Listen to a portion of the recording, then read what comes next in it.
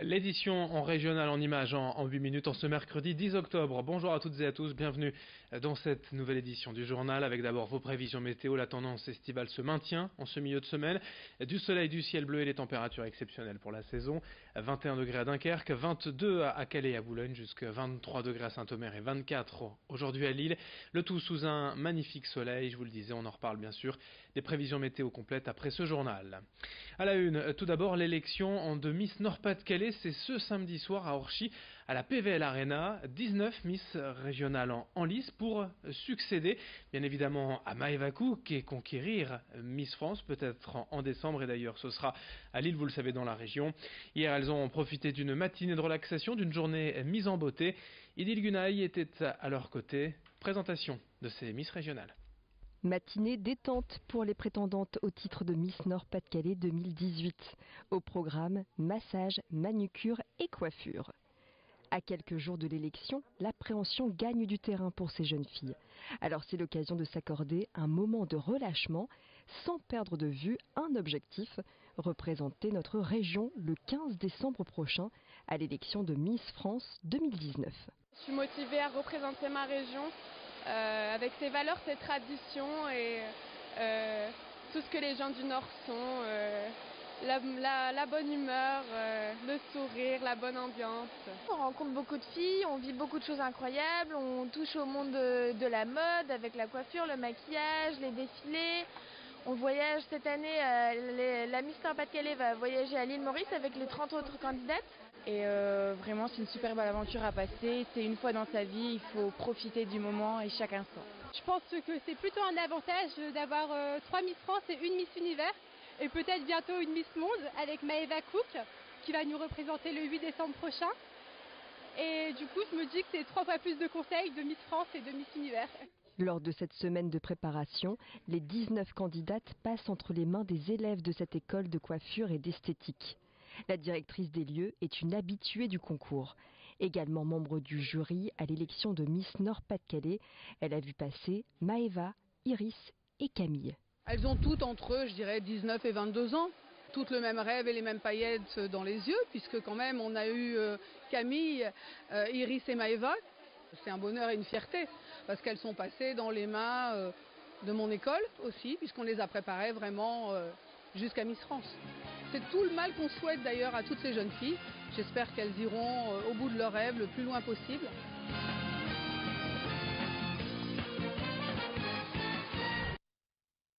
Rendez-vous donc ce samedi 13 octobre en soirée à la Davo PVL Arena à Orchy pour l'élection de Miss Nord-Pas-de-Calais.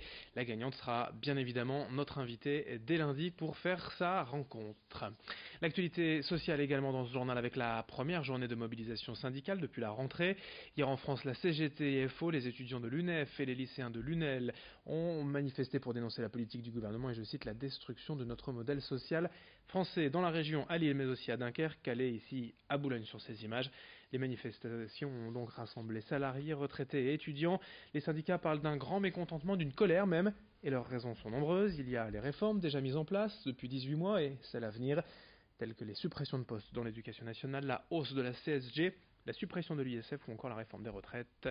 Notez que la Poste a également été mobilisée hier avec des salariés mécontents de leur direction. Ils protestent contre la transformation du métier de facteur, des mesures mises en place sans leur avoir demandé leur avis, notamment des changements d'horaire ou même de nouvelles charges de travail à assumer. Et c'est surtout le manque de dialogue et de concertation qui dérange les salariés de la Poste. Plusieurs mobilisations ont été signalées hier dans la région, ici sur ces images au centre de tri régional à Roubaix. Dans l'actualité nationale également, c'est parti pour la campagne annuelle de vaccination contre la grippe. Avec une nouveauté cette année dans les Hauts-de-France, les pharmaciens peuvent maintenant directement administrer le vaccin à leurs clients dans leur officine. L'expérimentation a déjà eu lieu dans 2 autres régions l'année dernière. Cela concerne dans la région 846 pharmacies. Parmi les patients visés, bien évidemment, comme toujours, les plus de 65 ans, mais aussi les femmes enceintes, les personnes souffrant d'obésité morbide et de certaines maladies chroniques. Pour rappel, 13 000 personnes meurent chaque année en France à cause de la grippe, alors que le vaccin est évidemment pris en charge à 100%. Explication quant à la formation nécessaire tout de même pour ces pharmaciens au micro de Margot Sailly.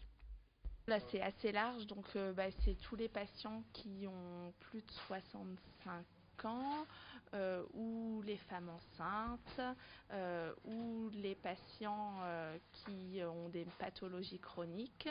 Les enfants peuvent être également vaccinés, mais pas chez le pharmacien. Nous, on ne peut pas vacciner les patients qui ont moins de 18 ans, ainsi que les patients qui ont présenté une allergie à un vaccin auparavant ou qui sont allergiques à l'œuf, parce qu'il y a des protéines d'œufs qui peuvent être contenues dans les vaccins. On a vraiment commencé hier, on a vacciné 8 personnes pour l'instant. Les patients sont très contents, ça s'est très bien passé. Dans ce journal aussi, pour finir, la prévention en routière à l'adresse des cyclistes. Hier à Lille, à l'approche surtout de l'hiver et des journées plus courtes, cette action émane d'un constat simple. En ville, une personne sur 2 roulerait sans éclairage.